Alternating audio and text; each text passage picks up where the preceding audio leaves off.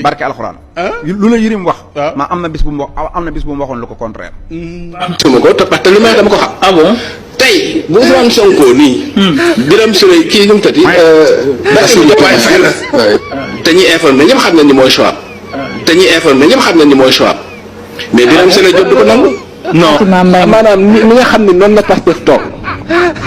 Diomaye mën a nekk candidat te amul parrainage yu mat.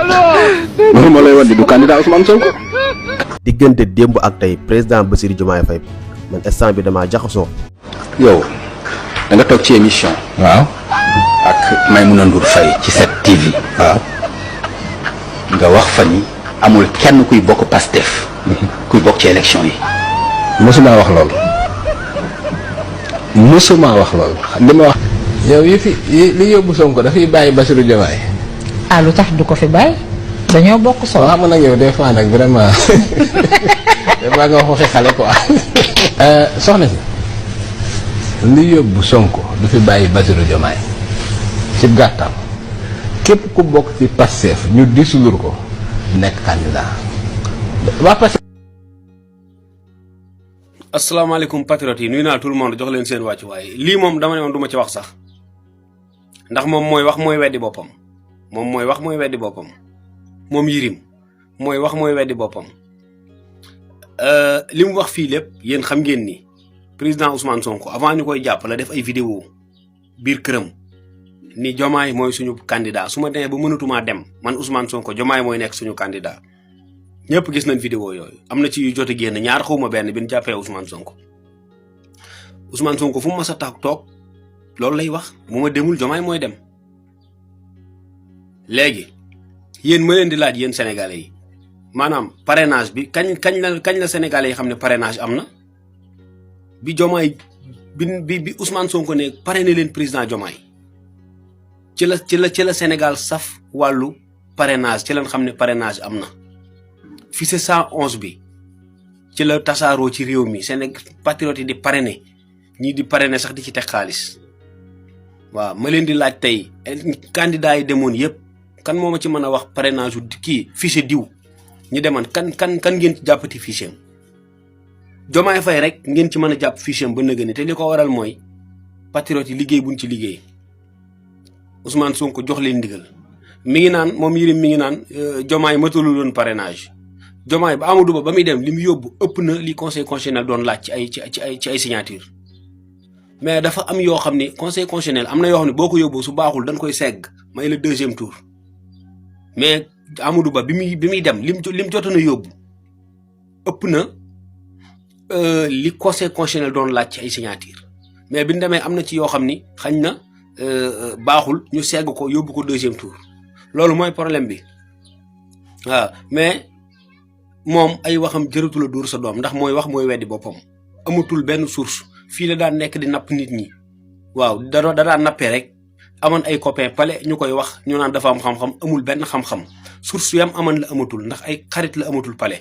fi ne nii pale ba moo ko Aïssatou Diop Fall la fayam ak Mollah Morgun ci ñooñu lay sourcé woo nag léegi ci Mollah Morgun ak Aïssatou Diop Fall lay sourcé woo même maa ngi dégg keneen ka beneen diabolisateur bu mag ba Madiambal Diagne mu naan Sonko daa daw ma ne ñun man réew lan ne li naan saatoo ngay wat mbar ma Madiambal Diagne war naa toog di wax nit ku daw Madiambal Diagne yow daw moom fu ñu ko tuddee dangaa war a wokk sa ndong joxoo su ndànk dem mais waratoo wax waxi daw Sonko dem liggéeyi nga naan Sonko daa daw yow ñu jàpp sa jabar jàpp sa ñaari doom jàpp sa sëriñ nga daw ba leen fi ba pare naa nit daa daw ci koo xam ni mission la dem liggéeyi li réew mi.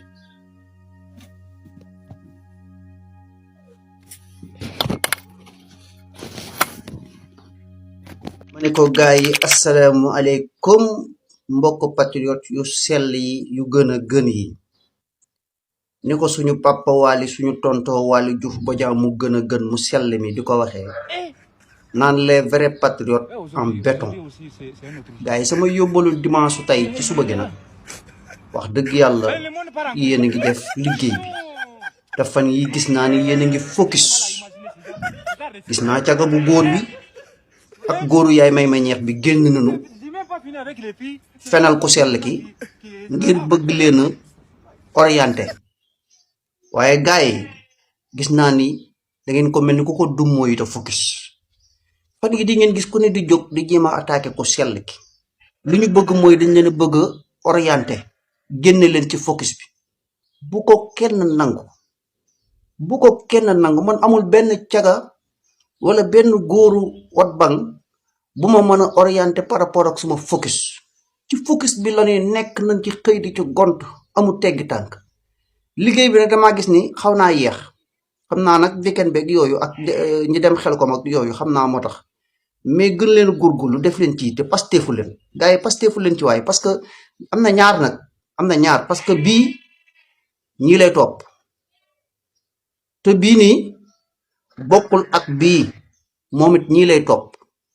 dégg nga xam naa ma wàcce leen beneen bi fii rek bii lay ñii lay topp bii ñii lay topp ngeen gisee ko noonu liggéey bi gën leen cee pasteefu gën cee góorgóorlu waaw kay yéen a ma gën a xam nag ndax jërut dafa toog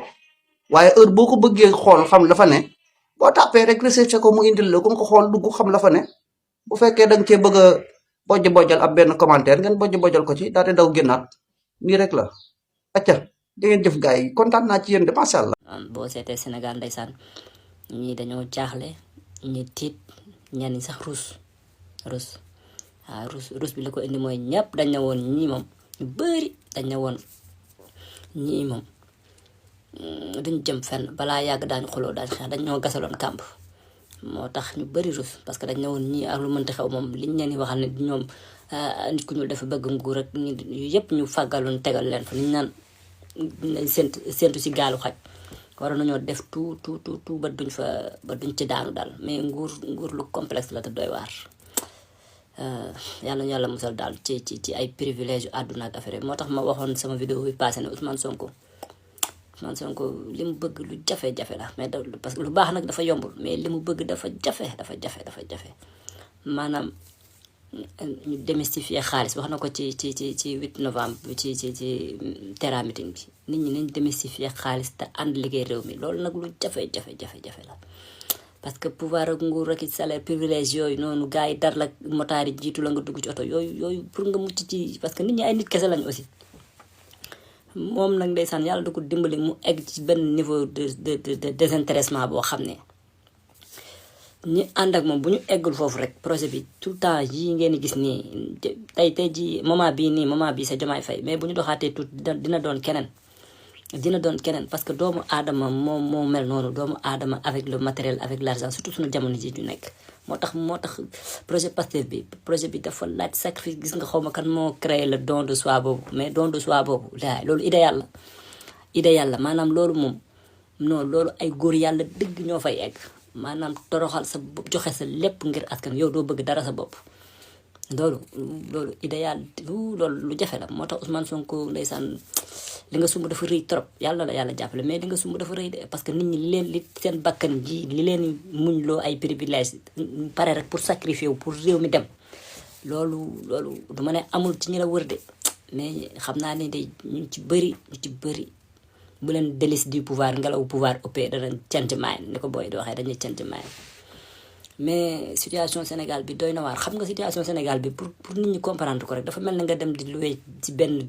nga jóge ñun sa benn waaye ñoo ne la man de saa ngay wut kër goo loué mu ne la man de gis naa zone boo xam ne foofu baax na de foofu de boo amee 100 000 foofu kër yi moom maximum 100 000 francs boo ko amee da nga fa am kër nga daal di jënu say bagage ak yëpp nga ne foofu kañ la ñuy dem ñu ne foofu kay boo la neexee nga léegi ñu yenu bagage yi nga dem léegi dëkk boo ñëwee installé ba pare sax ci lan lay defal contrat ngay dugal say bagage yëpp yenu say oto dugal say yëpp daal di dem ba ci zone bi ñëw dugal ñu ne la kër gaa ngi nii ubbi la caabi nga ne fii de macha allah nga daal di dugal say bagage installé yëpp ba pare li laan demee waa ji ñëw bailleur bi ñëw daal di indi contrat tegal la contrat bi nga gis 250 000 te yow dañ ne la woon zone B 100 000 francs la maximum ñu ne la 250 000 la te yow sa jabar ñëw na indi nga say doom bàyyi nga sa kër gee ba pare te yow sa doom mënoo leen a bàyyi ñu fanaan ci mbedd bi 250 000 francs yi moom di nga ko fay amatoo temps dem wuri beneen kër da ngay liggéey wala da nga am naa nga jot léegi nag nga war a nekk foofu di fay 250 000 50 000 francs yi nga war see dundal sa njaboot war si fay courant war si fay ndox war si fay lekk de ping pong situation bii de manière très ramassée rek pour nit ñu comprendre ko situation bii la waa Pastef fekk Sénégal mais lii ana nan lañ ci mën a tegee projet man yàgg naa wax ni 5 ans yii ñu nekk ça va être un mandat impopulaire bu ñu jéem a dugal sax ci bopp nit ñi que ni dañoo war a defar ay pont dañu war a defar ay tali yooyu man j'ai très tôt compris même avant ñuy wax affaire dette cachée bi rek dama ne woon Sénégal 5 ans yi 5 ans de réforme administrative la 5 ans de rétablir une justice équitable ay réforme kese bu ñëwee ba 2029 nag ñu commencé fekk économie bi stable justice am démocratie pérennisée 2029 nag ñu commencé les grands chantiers man lii moo mës a nekk suma xalaat. Donc c'est dommage que président Diomaye Faye bi mu commencé loolu ak bale bi man jàpp le 17 tout le temps maa ngi woon samay post Facebook c'est ça fii rek la Sénégal jëm ret nañ def tout ba sur les 5 dernières années bu ñuy 2029 bu ñu fay ex président Sonko buy ñëw di jël réew mi moom na focus ci ay travaux nga xam ne diggante 2029 muy def ñaari mandat rek du am benn nekk fii di dugg ci ay projet de loi ak di def di moom ci ay infrastructure ak industrialisation kese ci la ñuy nekk man lii c'était l'idéal mais on trouve benn situation économique bu mel nii mais c'est normal que Pastef mu am tension yi parce que duñu bokk nu ñu xalaatee ni ñun dañu war a on doit se ranger derrière l'FMI di ko xaar wala dañu bëgg un développement endogène avec ay eurobonds yu mel noonu c'est normal que ñoom ñaar ñu xëccoo mais ce qui est dommage rek mooy mënoon nañ ko def à l'interne ba kenn du ko yëg ñu am problème mais Bassirou Diomaye Faye c'est regrettable ma ciy profité di wax xale yi nekk ci Facebook bi respect dafa baax yar dafa baax saaga amul benn njëriñ waxuma ñi nga xam ne nag seen àdduna moom dafa taqari seen dund neexu leen dañuy mer rek lu ñor ñu saaga lu ñor ñu bu ñu la xoolee xool sa kanam sax am lañu sentir rek bind saagal ñooñu waxuma la ñooñu seen àdduna dafa naqari yal na leen yàlla dimbali yombalal seen mbir mais président de la république kenn du ko saaga tey jii li ma leen gis ngeen def lu stratégique la te jarul coow dem desa bona ci passé ndax personnage public boo gis visibilité la bëgg te loolu bu ngeen leen ko xañee moo tax man xaw ma Bassirou Diomaye Faye yàlla na ko yàlla départ indiwaat xelam ñu ànd liggéey Sénégal moom ak Sonko quoi xaw ma ko dugal ci lii mais c'est une guerre perdue d'avance à tous les niveaux xoolal ni en l'espace de 2 heures 3 heures de temps booy 30 000 personnes génne nañ ci compte bi te ñii nga dem di créer Diomaye président mënuñu faa def sax 200 abonnés ñoom ce qui veut dire que politiquement moo tax Ousmane Sonko ndeysaan dama ko yërëm daal comme Ousmane Sonko dama ko yërëm trop parce que Ousmane Sonko politiquement xajul ci Diomaye te am na yoo xam ne mënu ko wax mais Ousmane Sonko ni mu opposé woo ak Macky Sall benn xëyam rek bu ko opposé woo ak Bassirou Diomaye Faye réew mi ci boppam mooy surux te loolu moom xam na ne xajul politiquement je veux dire politiquement xajul ci Diomaye Faye ku mënta gagner bureau de vote mënuloo xeex ak Ousmane Sonko c'est impossible bu dee ci sur le plan administratif nag yow yaa yor décret yaa yor police yaa yor gendarmerie mais xeex ak waa Ousmane Sonko taxaw na leen biir assemblée nationale ne leen politiquement je suis indestructible kenn mënu ko gis nga Ousmane Sonko li ko yàlla defal ci politique da ngay xool ñi mu joteel ci politique ñëpp ni mu leen def ay Tahirou Sarr ak Idrissa Seck Barthélémy Diaz ñoom dañuy ñëw song ko benn coup la lay door politiquement rey la dee nga pare gis nga ñooñu mënatuñoo dajale fukki nit moo tax c'est impensé man xaw ma Bassirou Diomaye Faye ku ko dugal ci situation de confrontation bi ak Ousmane Sonko mais def ko ndax dëgg yàlla na xelam ñëwaat ba mu dellu si parce que Ousmane Sonko xajul ci benn politicien fii ak jamono yi ñu toll xëy na bu demee ba suñu borom dakkal ko mais actuellement ku jàkkaarloog moom xeex ak moom politiquement suuf nga jëm kenn du la ci génne kenn mënu la cee génne koo xam ne yow yaa taxaw fii ne fukki at topp nga ko pour def ko président moom ci fukki fan mu def la président kooku boo xeex ak moom rek sa yeewu des na daal sa yeewu des na damay seetaan sànq image yu campagne bi ñuy génn prison ndeysaan benn waaye di ko jox xaalis sax Sonko jël xaalis bi dugal ko ci poche bu Bassirou Diomaye Faye teg la ci kanam nangul sax fete ci gannaaw te lépp moom la ñu lay gëmloo naan yàlla la fal yàlla Ousmane Sonko la jël nguur gi teg ko ci loxo mu jël ko jox la ko bu mu la gën a gore mu ko bañal ci réew mi nga dëkk am fi ay maam say mbokk nekk fi sa lépp nekk fi bul nangu benn sénégalais gën laa gore bu ko nangu na la jalal sa bakkan bii Ousmane Sonko li mu bëgg nekk ci boo ko defee di nga am ndam di nga am way mais boo duggee ci xeex bi dina metti ci yow trop te fi mu toll nii pour nga gagner confiance sénégalais yi dina jafe trop en commençant par man yàlla na leen yàlla dimbali te defal leen topp te jàppale ñu ba Sénégal jëm kanam jërë ngeen jëf